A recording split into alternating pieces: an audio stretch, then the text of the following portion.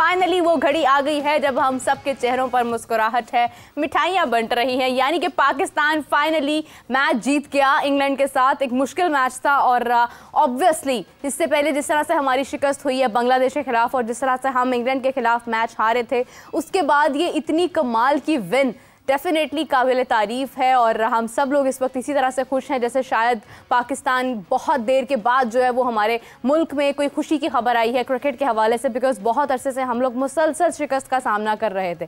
Shan Masood as a captain ये उनकी last series हैं जो कि अनाउंसमेंट हो चुकी है, लेकिन फिर भी उनके लिए बहुत सारी मुबारकबाद है। और सबसे ज़्यादा काबिल तारीफ़ इस वक्त जो बात है वो हमारे स्पिनर्स हैं, नुमान है, साजिद हैं। अफसोस की बात यह है कि हमने कभी अपने स्पिनर्स पर गौर किया ही नहीं है।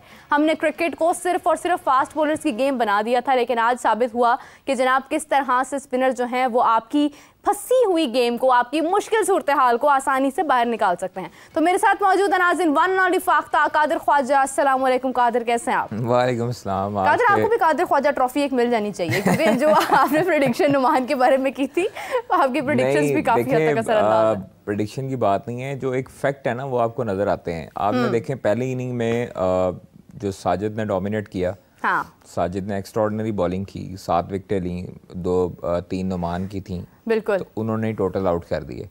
अब दूसरी इनिंग में भी इन दोनों ने आउट किए। फास्ट बॉलर जो था वो बेचारा सिर्फ वैसे ही नाम के रखे हुए थे, लेकिन ये है कि उन्होंने रन्स में थोड़ा सा हेल्प की है आमिर ने, थोड़ा मसाला डाल दिया। हाँ, लेकिन आप ये देखें कि हमारी जो दूसरी इनिंग है ना वो बचाई है सलमान अली आगा ने, नुमान ने और साजिद खान ने। बिल्कुल ऐसे ही है, ठीक है। इन तीनों को क्रेडिट इस चीज़ का जाता है। पहली इनिंग में कामरान गुलाम ने अनएक्सपेक्टेडली एक बहुत अच्छी इनिंग खेली। बिल्कुल मैं समझता हूँ कि पाकिस्तान की ये वाली जो जीत है ये उन्होंने शुरू से ही अपने नाम करनी शुरू की थी और आपको नज़र आता है। शान मसूद की रही बात, तो यहाँ पे कोई पता नहीं होता कि अगर 2-1 पाकिस्तान सीरीज जीत जाता है तो फिर शान मसूद बरकरार रहे, यहाँ पर कोई आइडिया नहीं होता। ये खैर पाकिस्तान क्रिकेट बोर्ड के बड़ों ने जो फैसले लिए हैं वो अभी तक तो उस फैसले पे कायम है। मुझे लगता है कि इनको ना यही कह देना चाहिए कि ये आपका लास्ट है। मुझे जहाँ तक लगता है कि पाकिस्तान क्रिकेट टीम की कप्तानी के लिए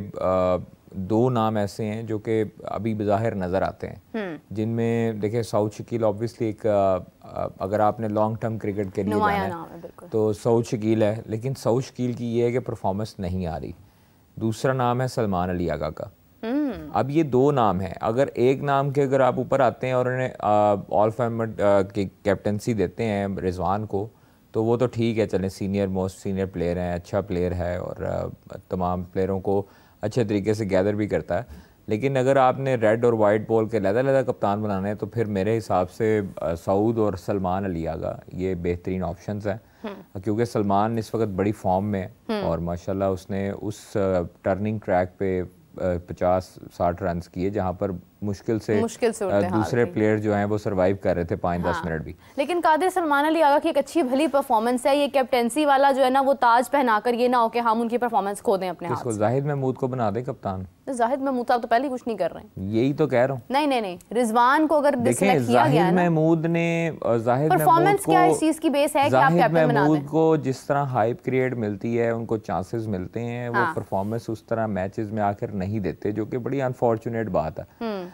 साजिद ने नुमान ने दोनों ने साबित किया ना कि हम लोग जो है वो कर सकते हैं और हम लोगों ने परफॉर्मेंस दी, तो लेग ब्रेकर जो है वो उसके लिए मुश्किलात हैं। अगर आप ऑफ स्पिनर में देखें तो साजिद ने अच्छी बॉलिंग की है, नुमान ने आप देखें बॉलिंग अच्छी की है।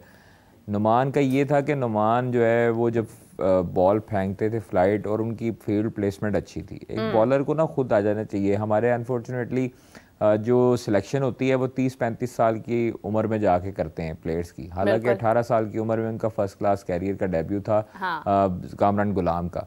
हम जो है वो खुशी इस चीज़ की है और अप्रिशिएट भी करना चाहिए पाकिस्तान क्रिकेट टीम की नई सिलेक्शन कमेटी को, चेयरमैन के जो हार्ड डिसीजन थे उनको कि बोल्ड डिसीजंस लेने पड़े और बोल्ड डिसीजन के बाद जो है वो इतनी तनकीद का सामना भी करना पड़ा। बिल्कुल ऐसे ही है। मुख्तलिफ खिलाड़ियों की ब्रिगेड जो है सोशल मीडिया ब्रिगेड, वो उन्होंने रुख कर लिया तोपों का, आकिब जवेद की तरफ उन्होंने रुख कर लिया, मोहसिन नकवी साहब की तरफ उन्होंने रुख कर लिया हमारी तरफ। हमने चूँकि हमने ये नहीं ना कहा कि जी उसको रेस्ट कराना गलत था, क्यों कहें भाई, एक बंदे को रेस्ट चाहिए, उसको रेस्ट करवाएं। रिजल्ट की बात नहीं है, आप एक जो परफॉर्मर हैं उनको मौका क्यों नहीं देते?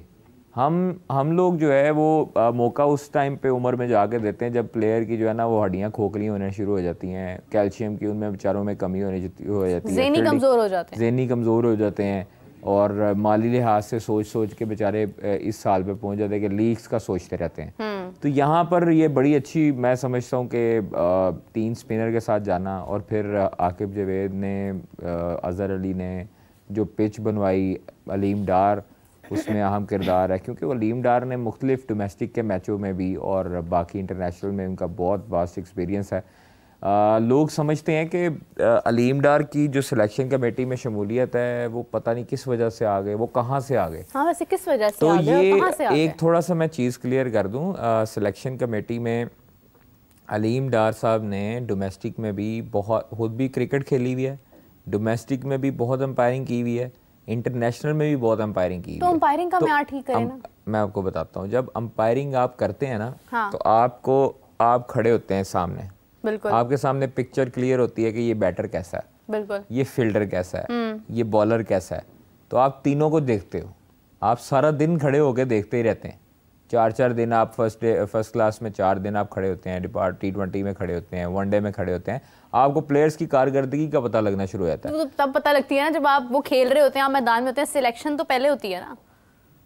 तो भाई वो डोमेस्टिक तो पहले होती है ना, आपने इंटरनेशनल टीम के लिए सिलेक्शन कमेटी बनाई है ना। हाँ ना, तो आप डोमेस्टिक में देखें, डोमेस्टिक में प्लेयर्स का आता है जायचा, जो भी है वो देखते हैं, कोचेस भी, कप्तान भी देखता है, कप्तान की परफॉर्मेंसेस भी आगे देखी जाती हैं। तो डोमेस्टिक का मतलब ये नहीं होता कि आप जो है वो डोमेस्टिक में अगर 4000 रन बना देंगे तो वो प्लेयर अच्छा होगा। बिल्कुल अगर आपको ये भी देखना चाहिए कि आगे बॉलर कौन से लगे हैं। हाँ। उस बॉलर का क्या कसूर है कि इन्होंने 4000 रन कर दिए इनकी मुख्तलिफ टीमों के आगे। तो ये चीज़ें ऐसे एक हवा में नहीं हो जाती कि एक दिन में सिलेक्शन हो जाती है, उसके पूरे ग्राफ्स निकलते हैं, उसके पूरे स्टैट्स निकलते हैं। तो अभी हो सकता है कि काफ़ी जो नए लड़के हैं उनका भी जो है वो वीज़े लगवाए हैं ऑस्ट्रेलिया के, तो काफ़ी नए नाम भी आ सकते हैं। मोहम्मद हसनैन की भी एंट्री हो सकती है, और मोहम्मद हसनैन भी होंगे, शाहनवाज धानी का भी सुना है, अहमद दानियाल का भी सुना है जो लाहौर कलंदर की तरफ से खेलते हैं। तो ऐसे कई नाम हैं, जहाँ दाद खान भी है हमने देखा, तो वो ऐसे कई नाम हमें पता लगे हैं। अभी कुछ देर बाद मैं खबर भी दूंगा वो। तो वो ये चीज़ें जो है अभी वाइट बॉल सीरीज़ के लिए सिलेक्शन कमेटी ने बैठना है। अभी गैरी भी आ चुके हैं, सिलेक्शन कमेटी बैठेगी, और ये मैच ख़त्म हुआ दूसरा, अब इसके बाद इन तो मतलब भाई पहले तो ये जितने लोग हैं ये बैठेंगे, खाने शाने खाएंगे, मिठाइयाँ खाएंगे, नहीं देखें, जस्टिफाई किया ना, एक चीज़ को जस्टिफाई किया आपने, जो लड़के शामिल किए उन्होंने परफॉर्मेंस दी है। हुरैरा अब सिर्फ पीछे रहता है, हुरैरा ठीक है जिसने परफॉर्मेंस देनी है। जाहिद महमूद को ये अब गिला नहीं करना चाहिए कि अब उनको मौका नहीं मिला, और इसके बाद कहना भी नहीं चाहिए कि मुझे शामिल करें। उस विकेट पे साजिद खान ने भी परफॉर्मेंस दी, नुमान ने भी परफॉर्मेंस दी, लीच ने भी परफॉर्मेंस दी, और शुएब बशीर ने भी परफॉर्मेंस दी। तो क्यों जाहिद महमूद क्यों नहीं